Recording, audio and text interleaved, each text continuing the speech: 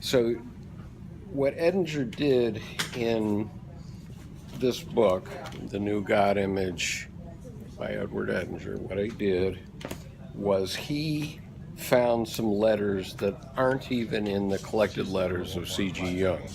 Okay, so the collected letters of C.G. Jung, 2 big volumes, thick volumes, and this letter didn't make it into that book.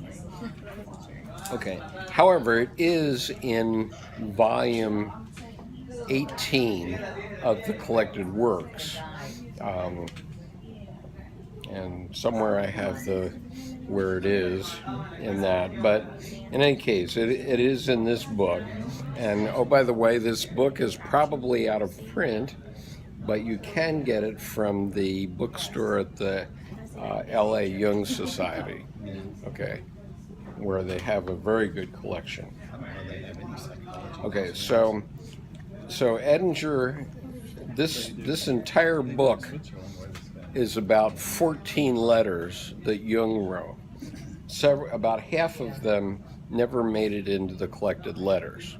And I believe that's probably because the Jung Institute decided in its infinite wisdom that they weren't going to take on theological orthodoxy, I guess, and so they didn't put these in. But thankfully, Edward Edinger pulled it up. Okay, so Mick, are you ready for this? Okay, so Dr. Jung wrote this letter to the Reverend David Cox on September 27th, 1957, and here's what he said. Although all of this sounds as if it were a sort of theological speculation, it is really modern man's perplexity expressed in symbolic terms. It is the problem I so often had to deal with in treating the neuroses of intelligent patients. It can be expressed in a more scientific, psychological language. For instance, instead of using the term God, use unconscious. Instead of Christ, self. Instead of incarnation, integration of the unconscious. Could you repeat those? Okay. I will repeat them. Okay. Let me read them all first, one time, and then I'll come back and read them again. Instead of salvation or redemption, individuation. Instead of crucifixion or sacrifice on the cross, Buddhists would say suffering, but Jung says realization of the 4 functions or of wholeness. And when he's referring to the 4 functions, he's referring to thinking, sensing, intuition, thinking, and feeling. Those are the 4 functions that he's referring to. Those are the personality types as well. They're the personality types. And so those are the main body of the personality types. And these appear also in the Myers-Briggs Type Indicator. So then he says, I think it's no disadvantage to religious tradition if we can see how far it coincides with psychological experience.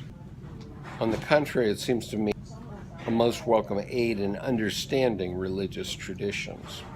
Okay, so now I'll read it again for you, John. It can be expressed in a more scientific, psychological language. For instance, instead of saying the term God, say unconscious. Instead of Christ, self. Instead of incarnation, integration of the unconscious. Pardon? Integration of the unconscious. Instead of incarnation. In other words, what we're saying is you're bringing it into your life, and therefore it's incarnated in you. Okay, I mean, incarnate means to bring into the meat, right?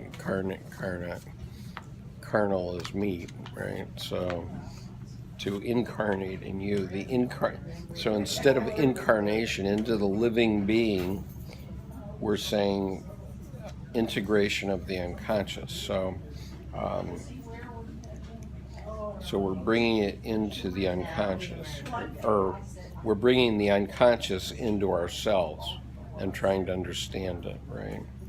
Instead of salvation or redemption, individuation.